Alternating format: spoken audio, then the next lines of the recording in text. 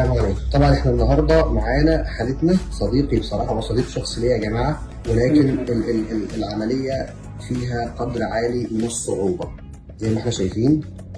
تمام، دي المنطقه المالحه بتاعتنا، احنا قادرين نشوف الفراغات اللي موجوده في الراس والمنطقه المالحه مكتمله خلاص، وقادرين ان احنا نقول ان المنطقه المالحه اقرب انها تكون ضعيفه. استاذنك بقى تبص لي كده، حط لف كده نتكلم.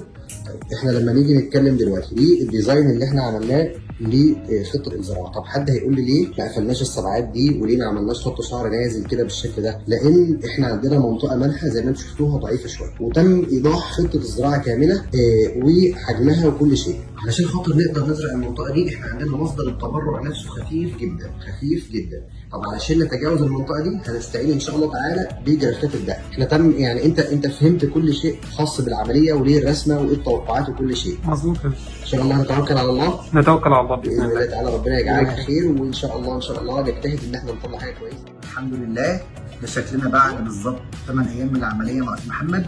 قطفنا من الدقن الحمد لله 1200 جرافت، وده شكلنا بعد 10 ايام. ايه رايك يا استاذ محمد؟ الله ينور.